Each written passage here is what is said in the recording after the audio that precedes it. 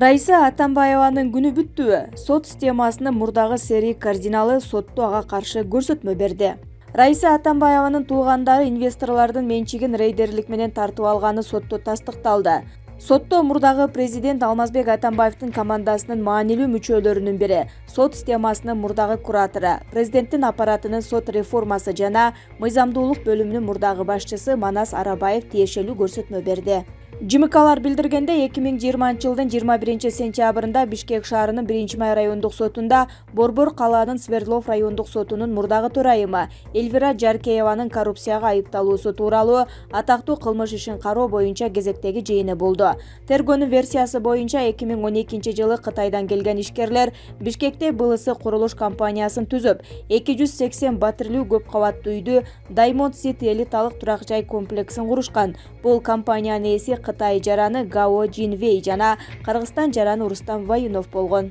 Парламенттин мурдагы депутаты Рустам Маманов бул комплексти рейдерлик жол менен басып алууну уюштурган. 2016-жылдын март айында Маманов менен Зазазиев компаниянын директору Рустам Ваюновду коркутуп, менчик укугуна ээ болуу үчүн Кытай компанионун жарандык доо арыз менен сотко берүүгө мажбурлашкан. Маманов менен Зазазиев Ваюнов аркылуу кытайлыктардын үлүшүн алууну көздөшкөн. Ошентип соттук териштирүүлөр болуп, ишти судья Жаркеева караган. Процесске кийинчерээк Райса Атамбаева менен анын кудасы Бектурсун Айталиев аралашкан. Райса Атамбаеванын бул комплексте Diamond City'нин ээлери белекке берген 200 квадрат метрден ашык аянтта квартирасы болгон.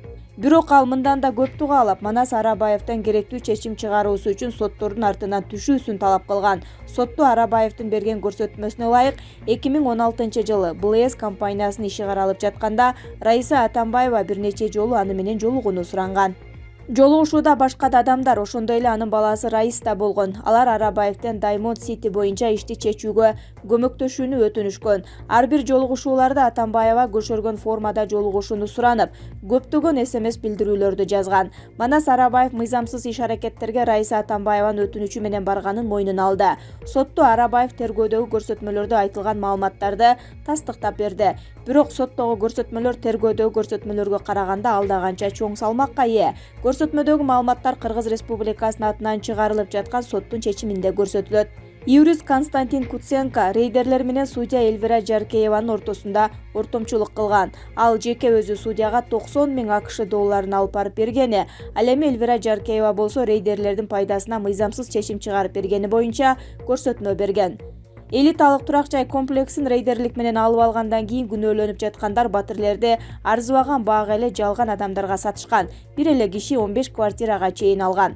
Ошентип коррупциялык схема Атамбаевдин президенттик кызматтан кетишинен кийин талкаланып отурат. Рейдерлик басып алуу боюнча кылмыш иши козголду. Маманов менен Жаркеева эч жактан бери СИЗОдо отурушат. Зазазиев менен башка адамдар эл аралык издөөгө алынды. Ал эми Райса Атамбаевага болсо кылмыш иши козголду. Ал болсо муну саясий куугунтук деп жатат. Жаркееванын иши боюнча өкүм чыккандан кийин Райса Атамбаеванын жана анын рейдерлик басып алууларга катыштыгы бар делген туугандарынын иши карала баштайт. Кыңыр иш 40 жылда билинет дегендей, кандай гана мыйзам бузуулар болбосун, акыры ал ортого калкып чыгып тиешелүү жазасын алат. Тез кабар орг. Мекеним Кыргызстан менен Республика партиялары бири-бирин айыптады. 22-сентябрда Республика партиясынан талапкер Тынчтыкбек Алтымышев Фейсбуктагы баракчасына Нарын районундагы Алыш айылында партиянын үгүтчүсүн Мекеним Кыргызстан партиясынын тарапташтары сабап салганын жазды. Алтымышев алардын ортосунда форма 2 менен катталган шайлоочулар боюнча чыр чыкканын билдирди. Республика партиясынан талапкер Тынчтыкбек Алтымышевдин посту боюнча Мекеним Кыргызстан партиясы билдирүү таратты. Анда партия жалган маалымат тараткандыгы үчүн Алтымышевке чара көрүү боюнча Борбордук шайлоо комиссиясына арыз даярдалып жатканы айтылат. Билдирүүдө Алтымышев жазган чырга партиянын эч кандай тиешеси жок экени белгиленген.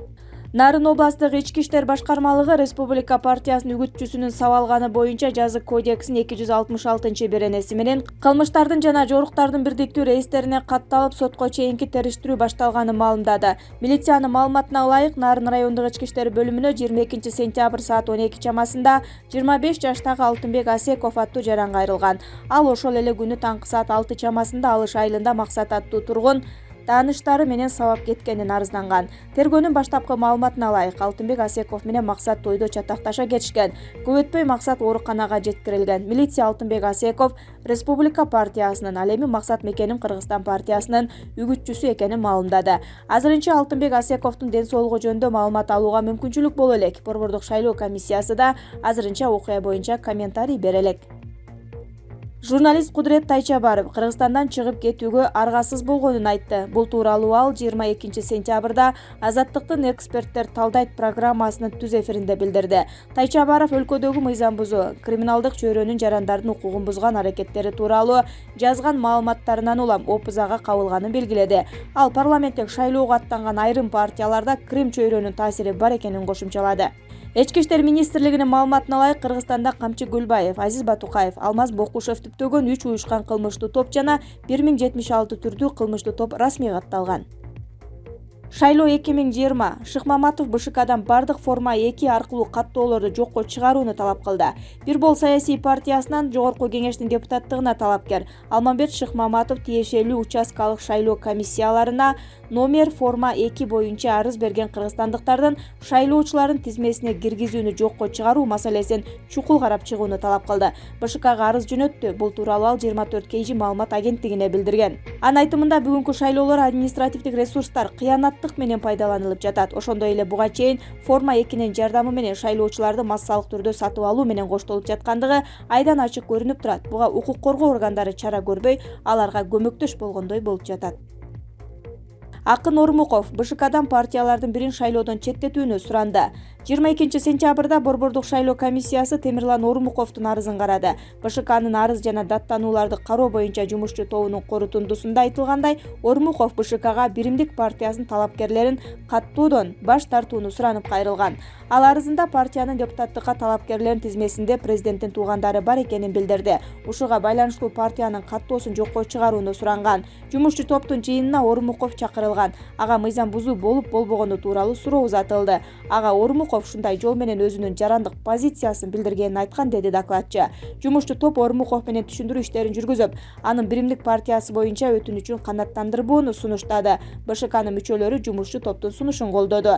Акын Темирлан Ормуков саясатчыларды сындап келгени менен белгилүү. 2017 жылы анын үстүнөн жалган жала жабуу фактысы боюнча кылмыш иши козголгон. 2018 жылы аны Октябрь райондук сотунун токтому менен таанышууга чакырганда Бишкек шаардык ички иштер бөлүмүндө курсагын кескен. Сооронбай Шарипович, лапшаны илгенди токтотуңуз. АКШда жашаган мурдагы журналист президентке кайрылды.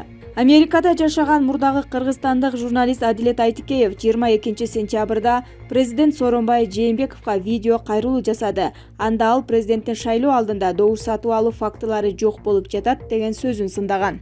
Сиз интервьюңузда эч кандай добуш сатып алуу боюнча арыз түшкөн жок. Эгер арыз түшсө чара көрөбүз дептерсиз. Мунун баары калп. Учурда 445 000 адам форма 2 толтуруптур. Бул деген Талас, Нарын областары жана Ош шаарынын биргелешкен шайлоочуларынын саны.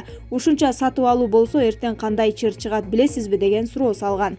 Ошондой эле ал президентке кошоматчыларына ишенбөөсүн сунуштап, элдин тагдырын ойлошу керектигин айткан. Сиз Райым миллионго окшогондорго да ишенбеңиз. Анткени эртең бир нерсе болсо, анын акчасы көп, Дубайга качып кетет. А сиз акчаңыз жок, каяка качасыз? Ошону ойлондуңузбу? Ушундай башкарууну уланта берсеңиз, эртеңки күнү эл аралык трибунага да барып калышыңыз мүмкүн. Келечек үчүн мыйзамдуу иштеңиз. Мындай лапшаны илгенди токтотуңуз.